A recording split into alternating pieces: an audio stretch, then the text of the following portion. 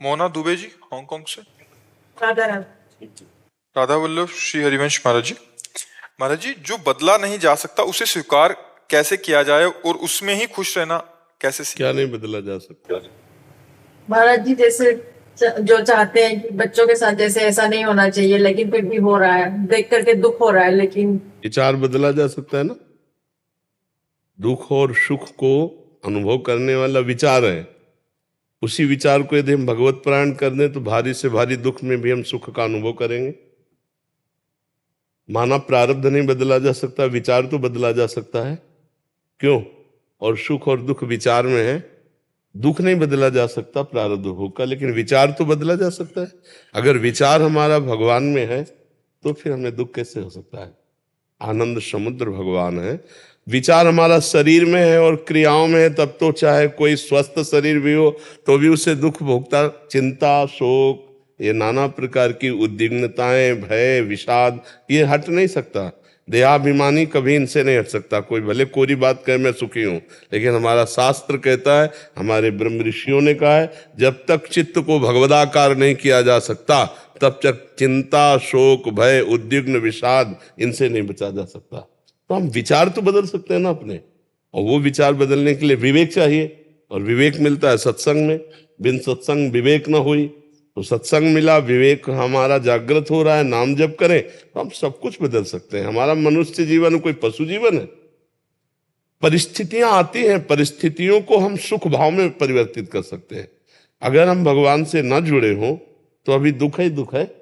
हमें पाई वर्ष दुख नहीं है, पाई भर दुख नहीं, एकदम मस्त एकदम। क्योंकि हमारे प्रीतम, हमारे प्यारे प्राणनाथ प्रभु, उनका स्मरण, उनसे चित्त का जुड़ना, तो ये नाशवान शरीर का जो दुख सुख मान अपमान है ये व्याप्ता नहीं है। अगर चित्त भगवान में नहीं है तो लाख उपाय कर लो, लाख रुपया जमा कर लो, लाखों उन्नति की सब डिग्रियां ले लो, कुछ शांति नहीं मिलने वाली।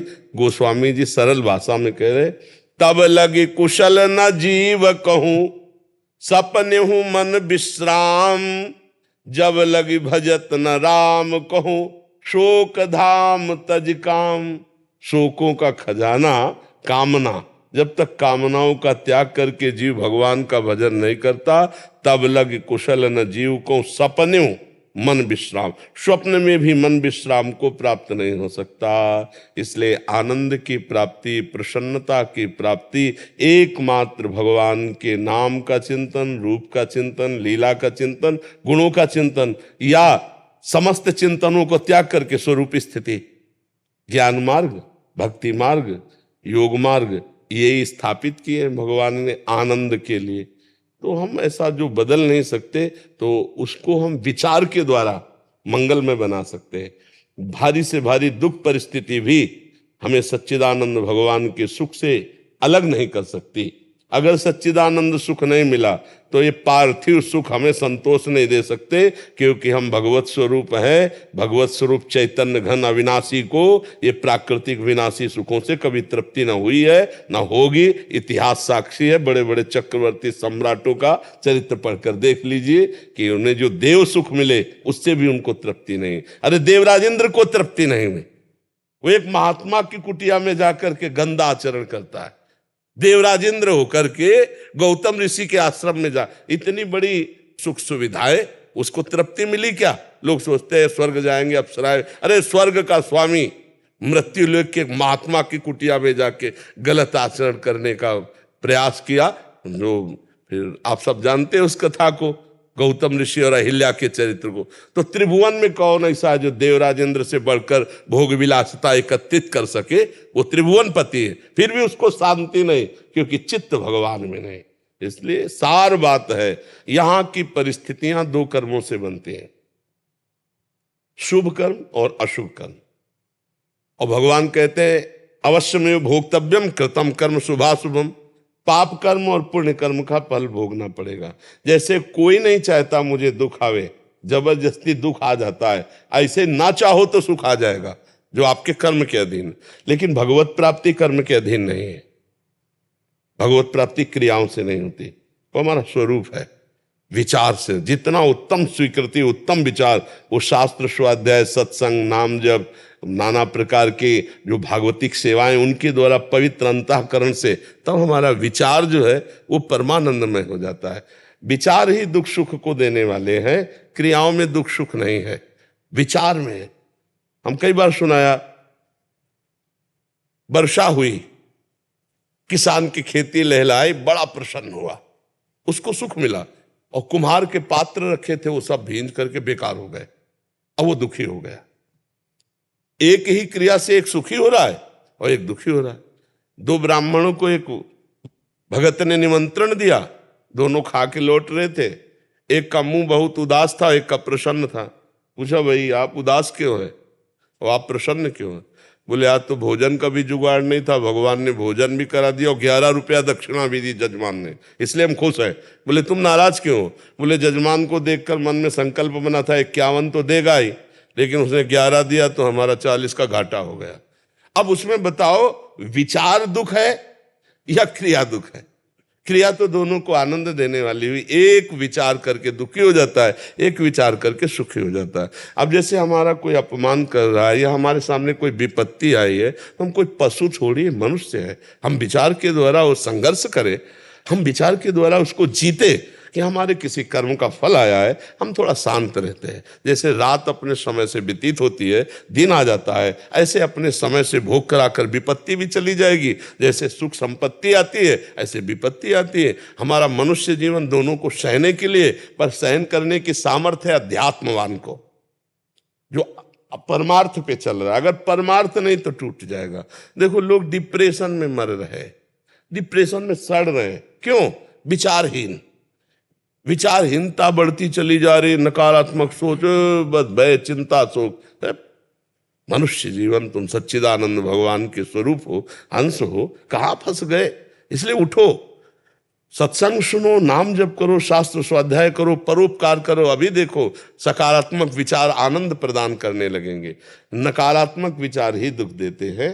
आप विचार करके बताओ, अगर आपका विचार सही है तो आप आनंदित हो, विचार नहीं तो आप सब कुछ होने पर भी निगेटिव सोच आपको जलाती रहेगी।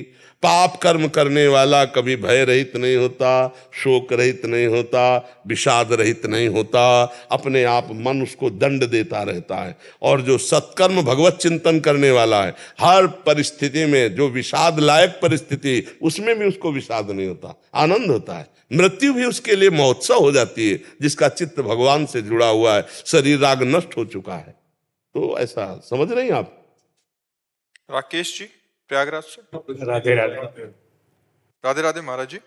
महाराज जी, प्रभु के चरणों में मन लगाने में कठिन लगता है, चित्त एकाग्र नहीं हो पाता। कठिन इसलिए लगता है कि हमको संसार प्रिय लगता है, प्रभु अपने पर नहीं लगते, पराये लगते हैं। पराये का चिंतन कठिन होता है ना, और जबकि प्रभु अपने है, अपनी आत्मा है, हम भूल से शरीर और शरीर संबंधियों के राग में फंस गए। प्रभु का चिंतन तो तब बने ना, जब जननी जनक बंधु सुत दारा, तनु धन धाम सुहृद परिवारा, सबकी ममता ताग बटोरी, मम पद मनहि बांधि बर डोरी। अभी चिंतन, अखंड चिंतन, सबकी ममता, भाई ये बटोरना बड़ा कठिन है प्रभु। ये अहमता और ममता ही इस जगत में फैल गई, यही हमारे बंधन का कारण बन गई। यद्यपि मैं मुक्त हूं, ना मुझे कभी कोई बांध पाया है, ना मैं बंधा हूं, ना कभी बन सकता हूं, लेकिन मैं स्वयं बन गया। एक अहमता ममता, ये जग में है दुखदाई, ये जब श्री जी की ओर लगे तो हो परम सुखदाई। देखो भाई, शरीर राग और संबंधी राग, ये इतना दृढ़ सत्य प्रतीत हो रहा है। भगवान अपने प्राण प्यारे नहीं लगते, भगवान से प्रेम करने का मन नहीं होता, इसीलिए हमारे चिंतन हम लगाना चाहते हैं प्रभु में, तो भाग रहा है वहीं जहां जहां हमारा संबंध है। बिजली वहीं जाएगी जहां कनेक्शन है, तार है। मन वहीं जाएगा जहां संबंध है। संबंध दो प्रकार का होता है, एक रागात्मक, एक द्वेषात्मक। या तो किसी द्वेष का चिंतन होगा या किसी राग का, और उसमें वस्तु व्यक्ति स्थान होगा। अब हमारा प्रभु से कोई संबंध जो है उसका हमारे अंदर अस्तित्व ही नहीं रह गया, तो इसलिए प्रभु का चिंतन कठिन लग रहा है। संसार का चिंतन बहुत जोर का हो रहा है, बिना प्रयास के नहीं हो रहा है। शरीर का, संसार का, भोगों का, उसके लिए कोई चिंतन करना पड़ता है। आप देखो 3 घंटे अभी हम आपको भगवत चर्चा सुनावें तो आपका मन नहीं लगेगा, लेकिन 3 घंटे फिल्म देखो, भला मन भाग जाए तो हमें बता लो, क्योंकि वो प्रिय लग रही है, वो सत्य लग रही है। यद्यपि पूरी झूठी आप लोग भी जानते हैं, ऐसे संपूर्ण संसार झूठा ये महर्षि जन जानते हैं, विद्वत जन जानते हैं, भगवान को प्राप्त महात्मा जन जानते हैं। भगवान शिव कह रहे हैं, उमा कहूं मैं अनुभव अपना, सत हरि भजन जगत सब सपना।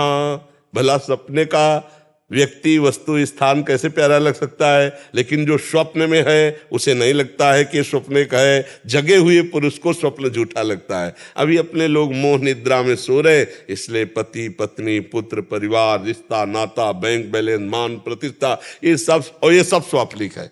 अभी शरीर छूटे कुछ नहीं आपका, तो जागना पड़ेगा भाई। सबकी ममता हटाकर भगवान के चरणों में रखनी पड़ेगी। उसके लिए शास्त्र स्वाध्याय करो, सत्संग करो, नाम जप करो, और जो कुछ कमाई कर रहे हो उससे थोड़ा निकाल करके पशु पक्षी, गऊ, संत महात्मा, किसी की सेवा में लगा दो। उससे तुम्हारी बुद्धि शुद्ध होगी, क्योंकि शरीर से अपराध बनते हैं, वाणी से अपराध बनते हैं, मन से अपराध बनते हैं। हमें तीनों को पवित्र करना है। जैसे कोई वयोवृद्ध है, उसकी शरीर से सेवा कर दो। कोई किसी का एक्सीडेंट हो गया है, कोई पशु पक्षी ऐसे कष्ट में, शरीर से सेवा, तुम्हारा शरीर निष्पाप होगा। धन से सेवा कर दो। ऐसी जगह, वास्तविक जगह पात्रता देखी जाती है धन की।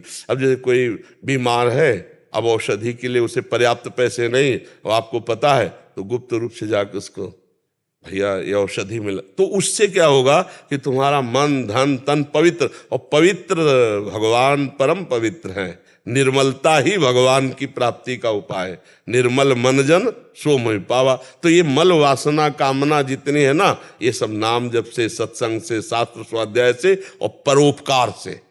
आज हमारा समाज परोपकार नहीं, स्वसुख वांछा राक्षसी भाव से युक्त होता जा रहा है। तभी देखो कैसी घटनाएं सुनने को मिलती हैं। एक भाई दूसरे भाई को मार दिया, और नए नए बच्चे ऐसे ऐसी घटनाएं कर रहे हैं, ऐसे ऐसे, मतलब जो बहुत ही निषेध है। उसमें क्या हुआ, आसुरी भाव आ गया। आसुरी भाव किसे कहते हैं? सुख लेने की भावना। सुख लेने की भावना इतनी बढ़ गई है कि देखो जवान जवान बच्चे हैं ना, ऐसे जंजीर पकड़े खींचे, वो मरे या जिए, वो मात्र 40,000 30,000 की सोने की जंजीर होगी, और वो घसीट के, ये सुख वांछा। अगर हमारे अंदर परोपकार भाव जाए, अभी दैवत्व आ जाए, दैवी संपदा जागृत हो जाए, ये तो नाम जप करो, दूसरों को सुख पहुंचाओ, शास्त्र स्वाध्याय करो, सत्संग करो, और भगवान से प्रार्थना करो, तो मन हमारा धीरे धीरे भगवान में लगने लगे। मन लगने लगा तो जीत गए। मन ही का तो सारा खेल है। मैं ये मन आदत सो मैं बुद्धि में निवेश है, भगवान कह रहे, तो मेरे में ही निवास करेगा। तो इसलिए नाम जप करो। ऋतुश्री खंडेलवाल जी, जयपुर से।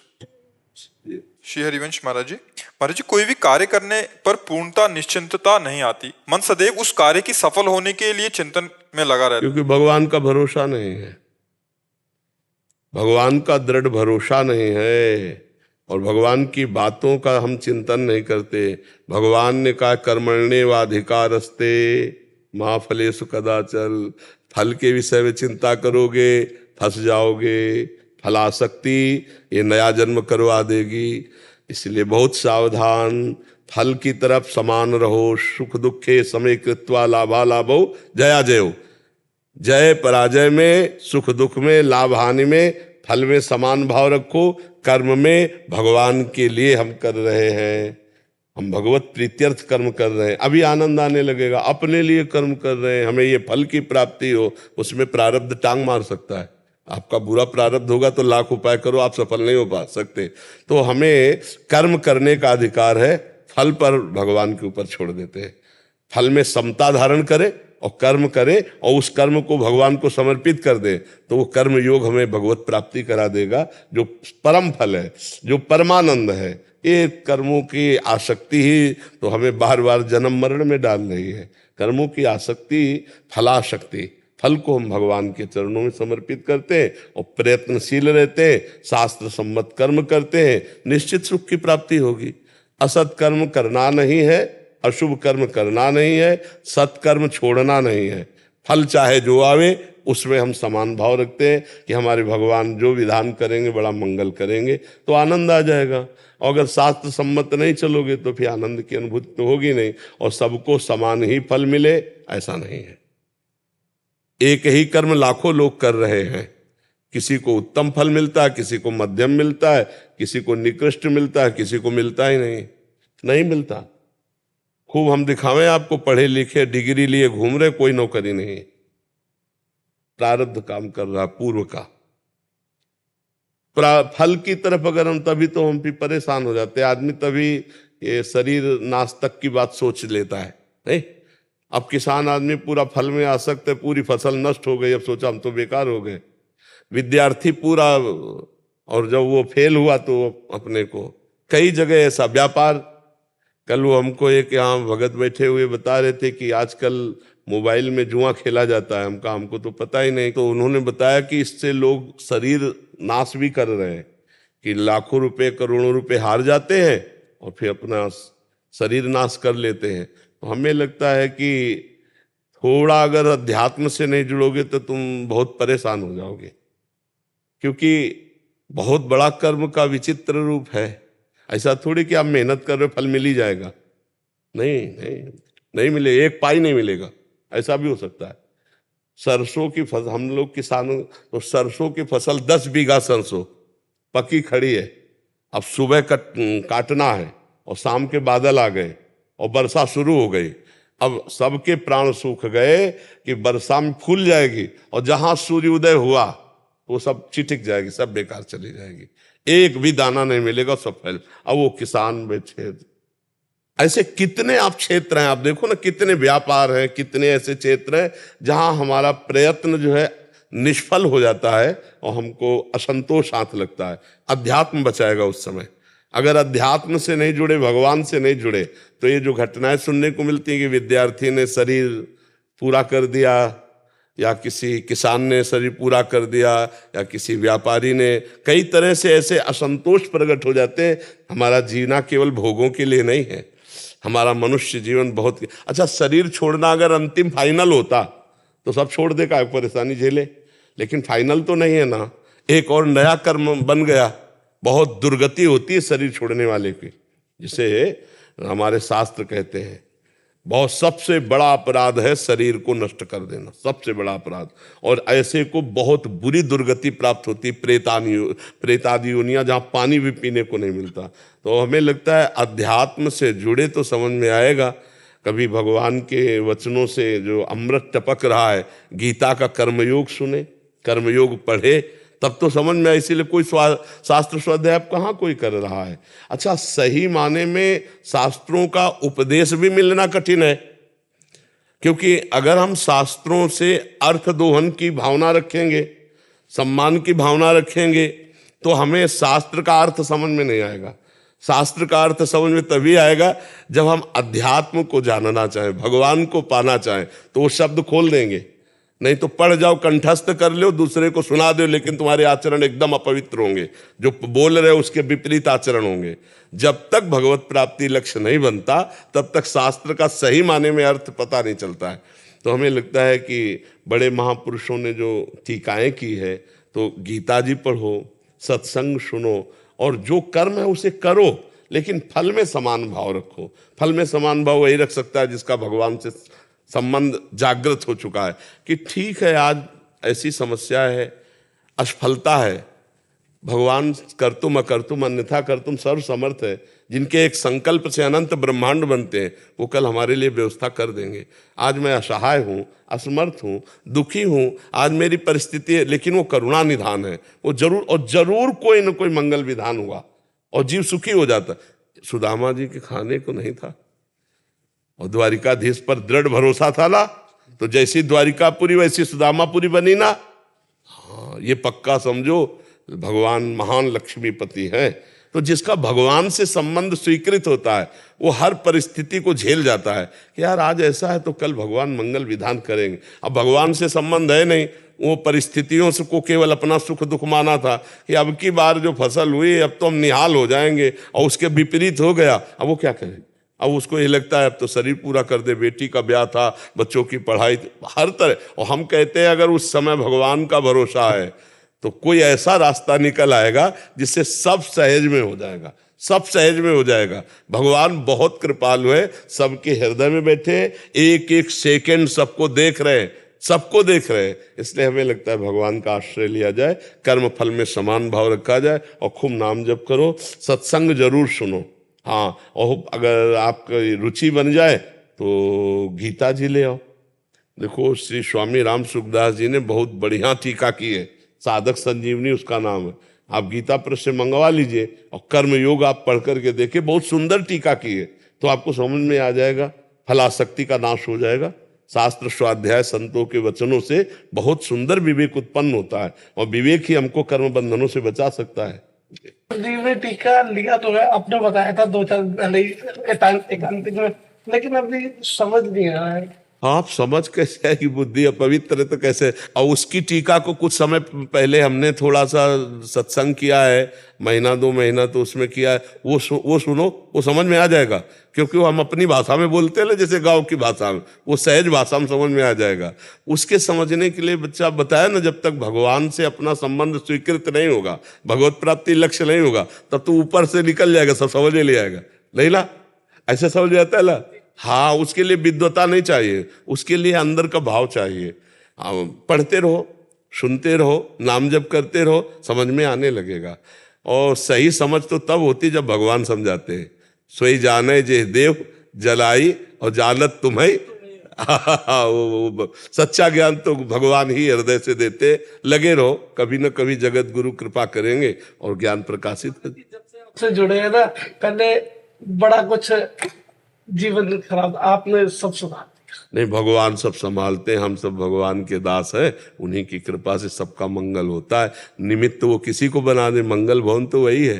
हाँ, वो जो हमारा मंगल कर रहे हैं वही आपका मंगल कर रहे हैं। हाँ, ये जरूर है कि वो इस शरीर को निमित्त बनाकर इससे बुलवा रहे, तो आपको लग रहा है इधर नहीं, इधर नहीं, वो भगवान से ही रहा है, निमित्त किसी को बना सकते हैं वो। डॉक्टर रोहित जी, राधे राधे महाराज जी।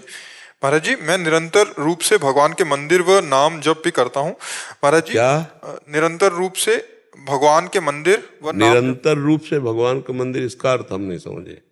मैं निरंतर मंदिर जाता हूँ। निरंतर नहीं, नित्य, क्योंकि निरंतर शब्द अलग है, उसका अर्थ अलग है।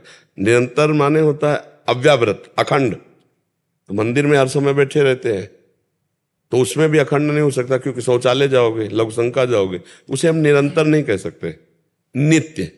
हाँ, अब नित्य। महाराज जी, मैं नित्य भगवान के मंदिर व नाम जप करता हूँ महाराज जी। बचपन से ही स्वप्न अब में नाम जप में तुम्हें कितना नाम जप करते हो? मैं एक माला विधि करता हूँ। एक माला में कितना समय लगता है? 30 से 40 सेकंड। आए 40 से 40 सेकंड। अरे यार, 24 मिनट तो कम से कम दो 24 घंटे में। बेईमानी क्यों करते हो? 24 मिनट समय दो माला में, जितने माला हो जाए। आज से 24 मिनट तो दो 24 घंटे में, ठीक है? पक्का 24 मिनट नाम जप करोगे, जितने माला हो जाए। माला नहीं जानते पर 24 मिनट तुम्हें जप करना है। अच्छा, मंदिर जाते हो तो क्या करते हो?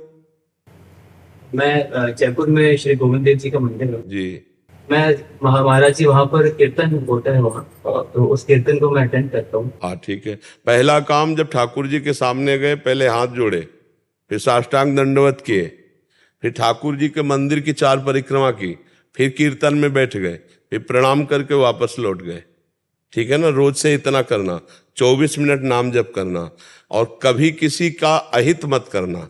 डॉक्टर हो, जो भी मरीज आवे, जिस भी विधान से, जो भाई अलग अलग विधान है ना, कि कोई होम्योपैथिक, कोई, अब हमें तो पता नहीं कौन से आप डॉक्टर हो, कौन से डॉक्टर हो? मैं फिजियोथेरेपिस्ट हूँ। फिजियोथेरेपिस्ट, ये क्या होता है? हाँ, तो मरीज को भगवान का स्वरूप मान कर, क्योंकि भगवान सबके अंदर है, जितना ज्ञान है आप उसकी डॉक्टरी कीजिए। उचित जो भेंट है वो जीवन यापन के लिए ले लीजिए। 24 मिनट नाम जपना शुरू कीजिए। मंदिर में जैसे कहा वैसे जाइए।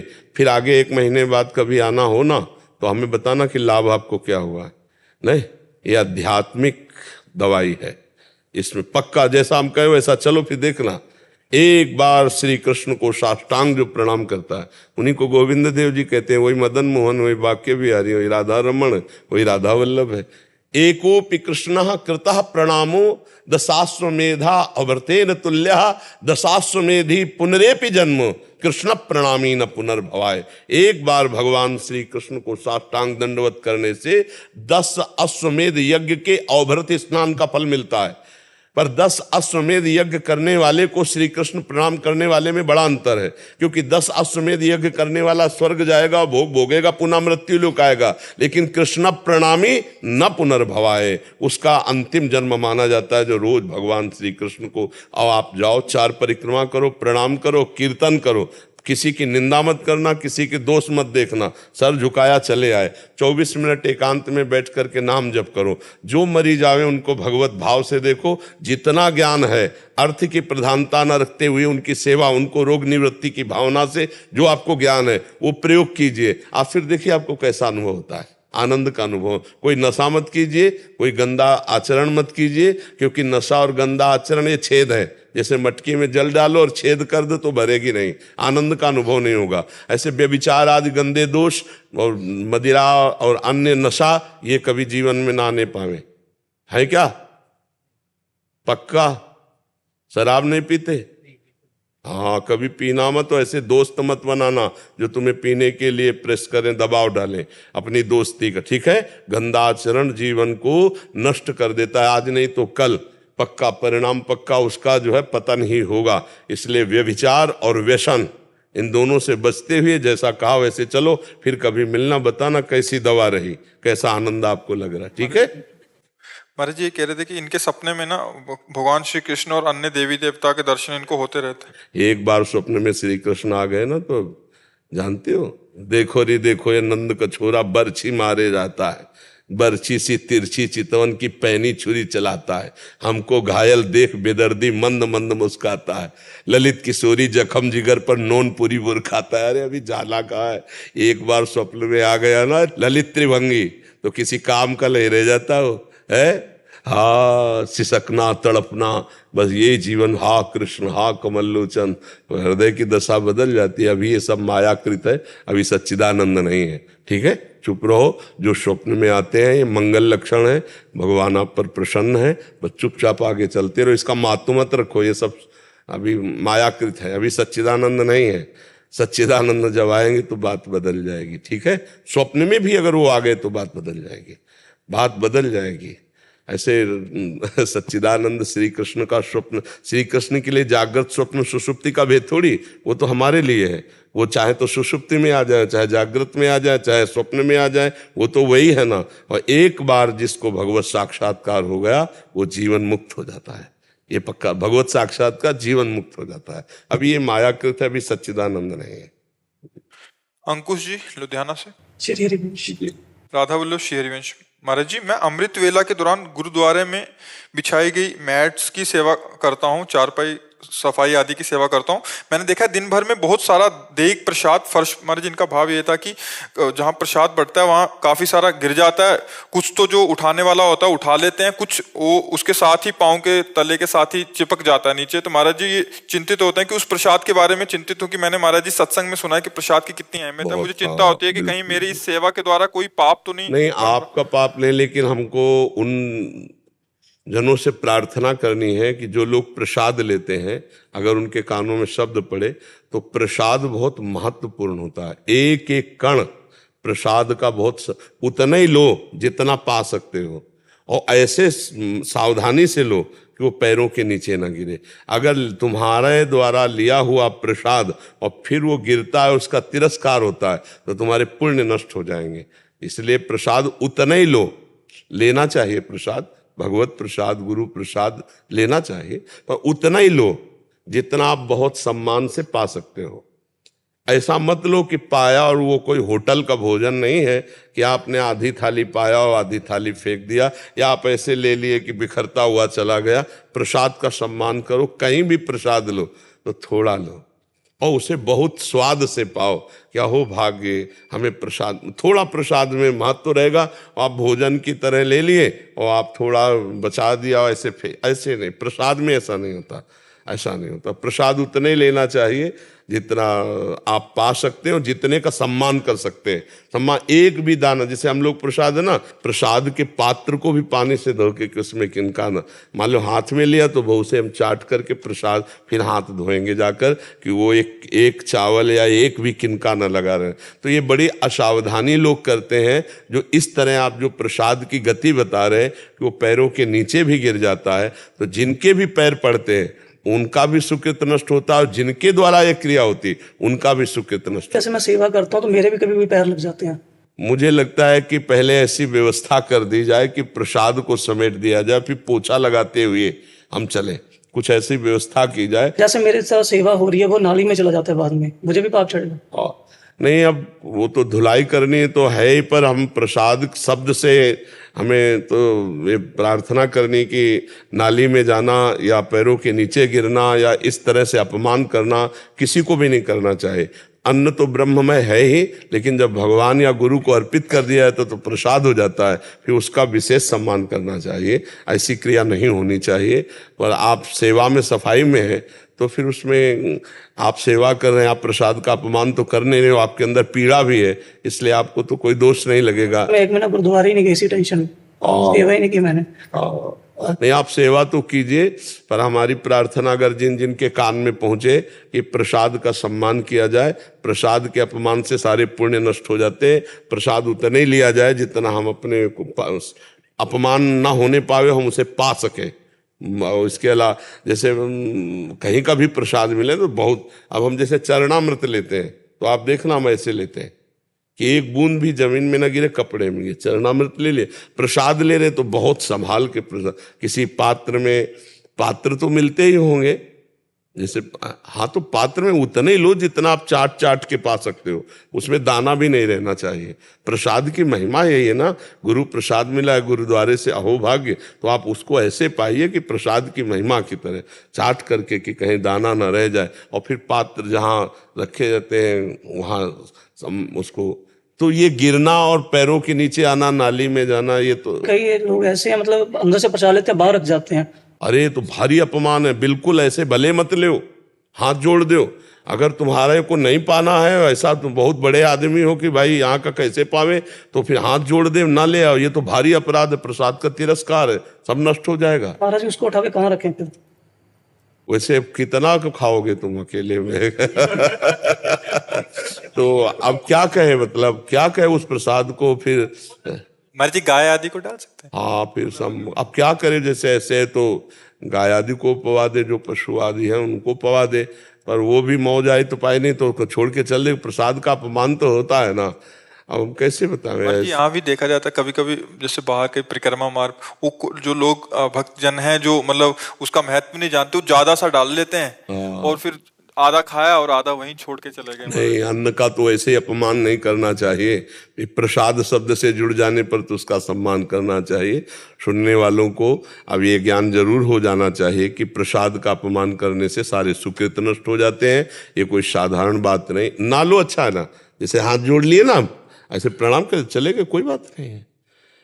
वो आप बच तो गए, अपराध से तो बच गए, पर हाथ, जैसे कोई कह रहा है प्रसाद ले लीजिए तो आप कुछ मत बोलिए, ऐसे हाथ जोड़ लीजिए, आप चले जाइए, आप मत लीजिए, तो उसमें अपराध नहीं बनेगा। लेकिन आपने ले लिया और फिर फेंक दिया या ऐसे, वो अपराध बन जाएगा। मान लो हाथ जोड़ा, राधा राधा राधा, आप ऐसा नहीं कि हम सब जगह ले ही, हमारी भाई भावना नहीं है या हमारे अंदर जगह नहीं है तो हम प्रणाम किया, अपना चले गए। प्रणाम जरूर कर ले, जैसे कोई प्रसाद दे रहा है तो ऐसे राधा राधा राधा। जबरदस्ती कोई घेर रहा, कुछ नहीं बोलना कि मुझे नहीं लेना, मुझे भूख नहीं, कुछ नहीं बोलना, बस राधा राधा राधा, बस चल जाइए, बहुत अच्छी बात है। और अगर ले तो फिर अब उसको फिर पाए, फिर ऐसा नहीं कि आप छोड़ दिए। और ऐसे कई जगह से वो अपमान, अन्न है और फिर प्रसाद है तो फिर अपराध होता है, ऐसा नहीं करना। जैसे हमने कई बार तो मना भी किया है कि आप परिक्रमा लगा रहे हो, कोई पुण्य भाव से बांट रहा है तो तुम भी तो गृहस्थ हो, क्यों ले रहे हो? वो बांट रहा है, जिनको लेना ले, वो ले रहे हो, बिहारी जी का प्रसाद, जय राधे, अपना निकल गए। वो प्रक्रिया तो हमने बताई ना कि ऐसे करो, बन निकल जाओ, सर झुका, कोई अपराध नहीं लगेगा। हाँ, ऐसे। महाराज जी आगे सेवा कैसे करूं फिर? वो सेवा करो, सेवा में तो त्रुटि नहीं है। सेवा में आपको प्रसाद का मान करते हैं तो गुरुद्वारे की तो सेवा करनी ही चाहिए। भगवान के मंदिर में है, गुरुद्वारे में तो सेवा करना, ये तो बहुत सौभाग्य का विषय होता है जिसको गुरुद्वारे की सेवा मिले, मंदिर सेवा मिले, संत सेवा मिले, ये तो बड़े भाग्य का विषय है। करमवीर जी चंडीगढ़ से। श्री हरिवंश। राधा वल्लभ श्री हरिवंश महाराज जी, आपके चरणों में कोटि कोटि प्रणाम। महाराज जी, जब हम अपने सत्कर्म, नाम जप एवं मंत्र जप किसी जीवात्मा के कल्याण के लिए श्री जी के चरणों में समर्पित करते हैं तो हमें ये कैसे पता चलेगा कि श्री जी ने उसे स्वीकार कर लिया है? विश्वास करना पड़ेगा, इसमें विश्वास करना पड़ेगा। आप सिद्ध पुरुष होता है तो उसे संकेत हो जाता है। अब आप पार्थिव शरीर में आसक्त हैं और ये जो क्रिया है भागवती क्रिया है, ये पहुंचती भी तभी पहले हम श्री जी को समर्पित करते हैं, फिर उस जीवात्मा के लिए भाव करते हैं। श्री जी को समर्पित करने का मतलब सरकारी बैंक में गया और फिर वहां से उसको ट्रांसफर होगा। यदि वो कहीं जन्म ले चुका है तो आपका भजन, आपका पुण्य उसके सुख संविधान को बनाएगा और दुख दुविधा को मिटाएगा जहां भी उसका जन्म हुआ है, पर वो आपको पता नहीं चलेगा। क्योंकि अपने लोगों की जब देहात्म भाव बुद्धि हो जाती है ना, तो विस्मरण बहुत जोर का होता है इसमें, माया विस्मृत कराती है। जैसे हम पूछे परसों शाम को आपने क्या खाया, तो अपने को बहुत सोचना पड़ेगा। मात्र परसों की बात है, सोचना पड़ेगा।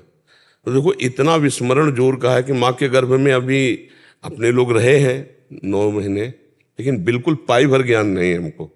माँ के गर्भ में रहे ऐसा कोई ज्ञान नहीं है, नहीं। हाँ, मतलब इतना विस्मरण जोर का है देहात्म भाव में कि हमको महीना भर की अगर हमें दिनचर्या को पीछे में, तो हम नहीं बता पाएंगे, नहीं बता पाएंगे ना। मतलब इतना जोर का विस्मरण माया फैलाए है कि 1-2 दिन की बातों का विस्मरण हो जाता है। तो हमारी बौद्धिक शक्ति बहुत कमजोर है, उसके लिए हमको चाहिए त्रिकालज्ञ बुद्धि।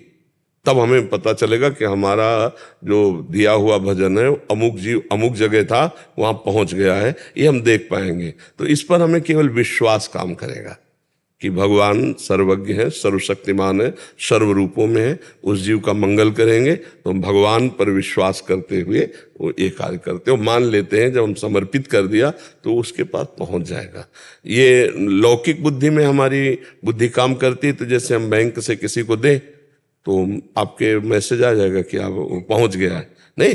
तो ऐसे जब सिद्ध पुरुष होता है तो उसको मैसेज तो आपको भी आता है, लेकिन आपकी स्मृति वहां तक नहीं है, सूक्ष्म में, स्थूल देह में है।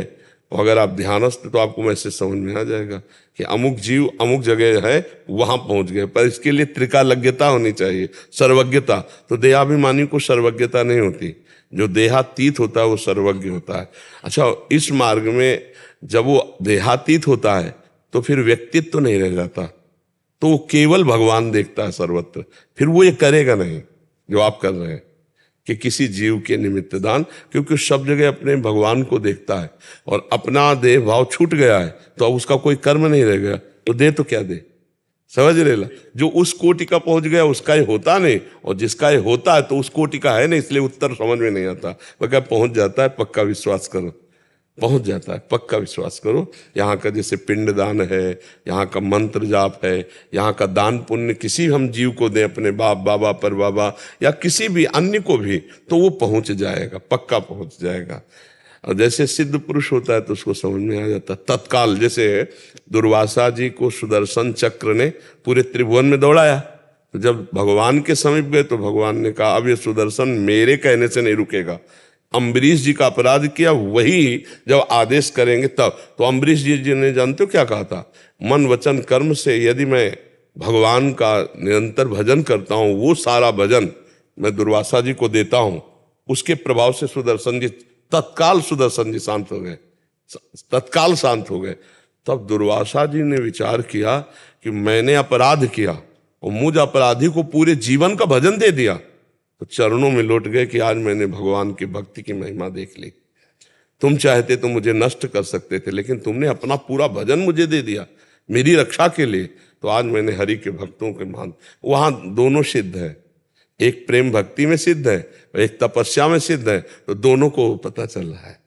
अपने लोग अभी स्थिति नहीं है, पर विश्वास करते हैं कि दूसरे के प्रति जो किया हुआ कर्म है वो उसको प्राप्त हो जाता है। सत्कर्म जो दान किया जाता है वो उसको प्राप्त हो जाता है। और यहाँ तक कि असत्कर्म भी, जैसे आप अपने भजन का प्रयोग किसी को मारने के लिए, तो मारण होता है ना, मारण कृत्या उत्पन्न कर देना, तो वो भी अपना प्रभाव दिखाएगी।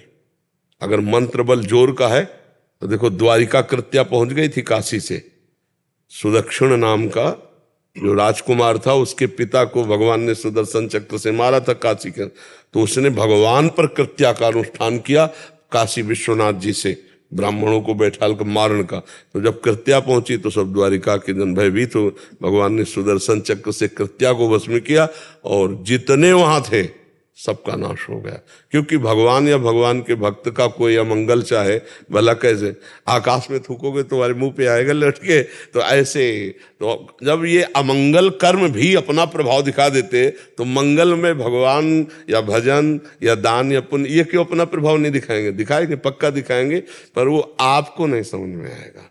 जिसके प्रति दिया उसका तो मंगल हो जाएगा, पर आपको समझ में नहीं आएगा। पर एक जरूर संकेत आपको समझ में आएगा, आपका हृदय शीतल हो जाएगा। आनंद है महाराज जी। हाँ, आपका हृदय शीतल हो जाएगा और संतोष जैसा लगेगा कि बिल्कुल ऐसा ही है। ऐसा। तो ये संकेत है आनंद का कि वो काम हो रहा है, उसके प्रति जो आपने किया वो पहुंच गया, ऐसा है। अब सिद्ध हो तो फिर दिखाई देगा, पक्का दिखाई देगा, अमुक योनि में था, अमुक उत्थान हो गया, अमुक लाभ मिल गया। और करना चाहिए, इसीलिए परिवार के लोग मनाते हैं कि हमारे एक लड़का हो जाए, कम से कम एक संतान हो जाए, तो पिंड दान करेगी वो हमारे, अगर हमसे नहीं बन पाया तो हमारे कल्याण के लिए उपाय करेगी।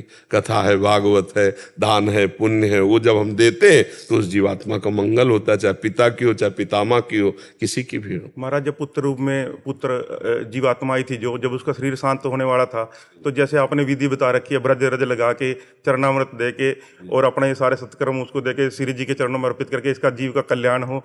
और महाराज जी उसके बाद फिर 6 घंटे का अखंड राधा नाम कीर्तन उस जीवात्मा के निमित्त करवाया। बहुत जैसे सुंदर। आपके आदेश है, जैसे आपकी ये तो बहुत बड़ी बात है, बहुत सुंदर है, बहुत। तो इसमें संशय मत करो, हाँ, उसका पक्का मंगल है, पक्का मंगल होता है। तो माता पिता यही चाहते कि हमारे संतान हो, किस लिए? क्यों? हमारी कुल परंपरा को चलाए और हमारा उद्धार हो जाए। तो उद्धार करना रुपया पैसा से नहीं होता, वो होता है भजन से।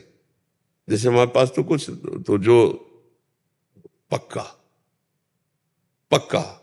मतलब कहते हैं कि अगर भगवत प्राप्त हो जाती, 21 पीढ़ियां तर जाती, फिर माता पिता तो माता ही पिता है, तो पक्का। अब जैसे संतान है, बाढ़े पुत्र पिता के कर्मा, अगर पिता महान कर्म करने वाला है तो अगर पुत्र के कमजोर भी कर्म है तो भी महानता को प्राप्त हो जाएगा। क्योंकि पिता है ना, जैसे पिता अपनी संपत्ति पुत्र के नाम कर दे तो हो जाएगी, और ना करे तो सरकार के हिसाब से हो जाएगी। मान लो पधार जाए तो सरकारी नहीं हो जाएगी। ऐसे ही अगर पिता पुण्यात्मा है, धर्मात्मा है, तो पुत्र का भी मंगल उसमें होता है। और अगर पिता अधर्माचरण करने वाला रहा और पुत्र महात्मा हो गया तो उसका कल्याण हो जाता है। जब हिरण्यकश्यप को भगवान ने, तो प्रहलाद जी ने हाथ जोड़कर कहा, प्रभु हमारा पिता आपका विरोध करता रहा, आपके कारण मैं आपका हूं, इस कारण मेरा भी बहुत, तो कहीं उसकी दुर्गति तो नहीं होगी? तो भगवान ने कहा, तुम्हारे जैसा पुत्र जिसके हो जाए उसकी दुर्गति कैसे हो सकती है? तो पिता से पुत्र के और पुत्र से पिता के ये संबंध है, परम मंगल हो जाता है। तो वो जीव आया ही था आपसे कल्याण कराने के लिए। तो ये जो राधा नाम है, ये जो मंगल कार्य, पक्का विश्वास रखो, उसका परम मंगल। महाराज जी हृदय में आनंद है पूरा, कोई नहीं, बहुत यही अध्यात्म का फल है कि ऐसी परिस्थिति में भी आपका हृदय आनंदित है। नहीं तो मान लो पुत्र है, वही पुत्र है, वही अंतर ध्यान हो गया, तो अब वकालत तो दुनिया की सब किस काम का है? नहीं, फिर लगता है ना निराशा, जीवन अंधकार। लेकिन आप प्रसन्न है, यही अध्यात्म का फल है। हाँ, नहीं, बिल्कुल खूब आनंदित रहो, उसको भी आनंद रहेगा और आपको भी आनंद, क्योंकि भगवान से जुड़ने वाले का सर्व मंगल होता है। और ये तो पक्का समझ लो, जो जितने दिन के लिए यहाँ आया है उतने दिन ही रहेगा, जाना तो पक्का है, हम तुम सबको जाना है। छुन्नी जी कानपुर से। जय जय सब गुरुदेव भगवान। गुरुदेव भगवान आपके चरणों में कोटि कोटि प्रणाम। महाराज जी, गुरु मंत्र का जब आसन के अतिरिक्त और कहाँ और किस किस अवस्था में कर? शरीर अपवित्र ना हो, हर समय जप सकते हो। शरीर अपवित्र हो रहा, जैसे आप शौचालय में हो वहां गुरु मंत्र नहीं जप सकते। नाम जप कर सकते हो, लघु शंका कर रहे हो, गुरु मंत्र नहीं, मुंह जूठा है, गुरु मंत्र नहीं जप सकते। पवित्र अवस्था है तो हर समय गुरु मंत्र जप सकते हो। बस इन दशाओं में देख लो, जब शरीर अपवित्र की बात हो तो नाम जप करे उस समय भी खाली न रहे। जिसमें नमो नमः प्रणव आदि मंत्र में लगे वो पवित्र अवस्था में जपे जाते। वो ऐसा नहीं कि आपका जूठा मुंह है, आप गुरु मंत्र जप रहे, आप लघु शंका में, आप शौचालय में, आपके वस्त्र पवित्र हैं, आप गुरु मंत्र, ऐसा नहीं। नाम तो अपवित्र पवित्रो वा सर्वावस्थांग तो पिवा यह स्मृत पुंडरीकाक्षम सवाय अभ्यंतरा शुचि, बाहर भीतर से वो परम पवित्र नाम कर देता है। नाम तो कभी भी जप सकते हैं, लेकिन मंत्रों की मर्यादा है, अपवित्र दशा में मंत्र ना जपे जाएं। गुरुदेव भगवान, राधा नाम जप का उत्साह मन में बहुत तेजी से होता है, फिर भी नाम जप की निरंतरता नहीं बन पाती, नाम जप का क्रम टूट जाता है। मैं बहुत परेशान हूँ, क्या करूं? देखो, परेशान होने की तो बात नहीं है। परेशान शब्द भक्ति में नहीं होता, भगवत में अध्यात्म में परेशान नहीं है। ना स्वयं उद्विग्न होना है, ना किसी को उद्विग्न करना है। उकताया हुआ मन योग में नहीं लगता है। बहुत गंभीर और धैर्यता की 100 में कुछ % लगने लगा ना, जहां 100% हम संसार का चिंतन करते थे, अगर 10% हम भजन में लगा दिया तो 90% लग जाएगा। सोचो, अनंत जन्मों का संसारिक मन, अभी कुछ समय से हम उसे 10% लगा पाए तो हमने बहुत बड़ी विजय प्राप्त कर ली। 90% हम उस पर परेशान नहीं होना, उकताना नहीं है, धैर्य पूर्वक इस मार्ग में चला जाता है। अच्छा, सिद्ध पुरुष का स्वाभाविक भजन होता है, साधक को करना पड़ता है बार बार जिह्वा से। अगर हमारा उपांशु जप नहीं हो रहा, मानसिक जप नहीं हो रहा, तो हम वाचिक तो कर राधा राधा राधा राधा राधा राधा राधा राधा राधा राधा राधा राधा राधा। अब इसमें देखो, आप जप के देखो, मन लगने लगेगा। धीरे धीरे जैसे जैसे पवित्रता आएगी वैसे वैसे अंतर में उतरता जाएगा। पहले वाचिक, फिर उपांश, फिर मानसिक, फिर रोम रोम आनंद से पुलकित होकर के जप में लग जाता है। देखो, ऐसे महापुरुष हुए कि वो जहां जिस वस्तु को छू लेते थे उससे नाम चलने लगता। महाराष्ट्र में तुकाराम जी के जहां चरण पड़ते वो भूमि बोलती विठ्ठल विठ्ठल। जनाबाई के कंडे से निकलता था विठ्ठल विठ्ठल विठ्ठल। ऐसे से भगत हुए कि वो पार्थिव वस्तुओं को छू देते तो उनसे नाम चलने लगता। और हमारी जबान से नाम नहीं चल रहा, हम अभ्यास करें। अभ्यास योग युक्तेन चेतसा नान्यगामिना। यदि हम अपना चित्त बार बार भगवान में लगाएं तो भगवान देखते हैं कि हमारे में मन लगाना चाहता है तो कृपा कर देते हैं, तो मन आवरण विक्षेप रहित होकर भगवान में लग जाता है। हम उबे नहीं। पहली बात तो परमार्थ में परेशानी शब्द मत बोलो, नहीं तो ये ठीक नहीं लगता। परेशानी नहीं भाई, हम आनंद में प्रभु का चिंतन करना चाहते हैं, मन विषयों में जा रहा है तो हम बार बार उसको हटा करके लगा रहे, इसमें परेशानी क्या है? ये तो आनंद का विषय है। जैसे कोई कुश्ती लड़ने वाला होता है, उसको जोड़ का पहलवान मिलता है तो उसको अच्छा लगता है कि अब हमारी थोड़ी वर्जिश हो जाएगी और थोड़ा अच्छा लगेगा लड़ने में। तो अच्छा जोड़ मिल गया है हमें, हम भगवान के अंश हैं और मन भी भगवत स्वरूप है। इंद्रियाणाम मनश्चास्मि, भगवान ने कहा इंद्रियों में मैं मन हूं, तो मन भी भगवत स्वरूप है और हम भी भगवत स्वरूप है। ये जाएगा भाग के, हम बार बार इसको हटाकर लक्ष्य में लाएंगे। ये जहां जहां भाग के जाएगा वहां वहां हम भगवत स्वरूप का चिंतन करेंगे। जब सृष्टि नहीं थी तब भगवान, जब सृष्टि नहीं रहेगी तब भगवान, तो बीच में जो कुछ है तब वासुदेवा सर्वम। कहाँ जाएगा मन? हम उसको घेर के लाते, जहां जाए वहां भगवान का चिंतन कराना, ये भी भगवान है। ऐसा न कर पाओ तो जहां जाए वहां से हटा के नाम में बार बार लगाना। आप देखो, कुछ आप विजय हासिल कर लिए, कुछ तो लगने लगा ना, तो अब हम पूरी विजय हासिल करने के लिए उत्साह संपन्न रहे। हाँ, समुत्कंठा नाम गाने सदा रुचि, उत्साह के साथ भगवान का नाम जपना। परेशान होना यार, ये अध्यात्म तो नहीं है। परेशानी, बोझा मानना, घबरा जाना, निराश हो जाना, ये अध्यात्म नहीं है। अध्यात्म में निराशा शब्द नहीं है, अध्यात्म में भय शब्द नहीं है, अध्यात्म में चिंता शोक शब्द नहीं। हम आनंद के मार्ग में चल रहे। अच्छा, अभी हमारे प्राण छूट जाए तो हमें भगवत प्राप्ति हो जाएगी। क्यों? क्योंकि हम प्रयास कर रहे हैं भगवान के नाम जपने का। हमारा चिंतन तो है कि मैं नाम जप करूं। भगवान बहुत करुणा में है, इतने मात्र से संबंध भगवान स्वीकार किए हुए हैं। वो कह रहे ममैवांशो, तू मेरा अंश है। बस भगवान के हो के भगवान के सुमिरन का हम प्रयास करें, इसी से हमें भगवान की कृपा की प्राप्ति हो जाएगी। और निराश तो होना ही नहीं। अगर कुछ परसेंट लग गया, दवा काम करने लगे, कुछ परसेंट तो विश्वास रखो जड़ से रोग नष्ट हो जाएगा। और गोस्वामी जी कह रहे हैं कि जा सुनाम भव भेषज हरनि घोर त्रयशूल, तीनों तापों का नाश करने के लिए रामबाण औषधि भगवान का नाम है। पूरे हम जीवन की बात कहते हैं, शास्त्रों का सब स्वाध्याय, संतों का संग। जिसने नाम पकड़ लिया भव समुद्र से पार हो गया। इधर उधर मत भटको, भगवान का नाम ही समस्त पापों का नाश करके भगवत प्राप्ति कराने में समर्थ है। जो गुरु ने मंत्र नाम दिया है वो जपो, अगर गुरु नहीं मिले तो जो मन भावे सो भगवान का नाम जप करो, व्यर्थ नहीं जाएगा, वो भगवत प्राप्ति करा के रहेगा। नाम कभी व्यर्थ नहीं हो सकता। अविनाशी सच्चिदानंद भगवान का नाम भगवान की प्राप्ति। जितने सिद्ध संत हुए सब जप से हुए हैं, भगवान के चिंतन से हुए हैं। चाहे प्रणव नाम जप करो तो भगवान का है, चाहे राम कृष्ण हरि जपो, राधा जपो, सब भगवान के नाम है।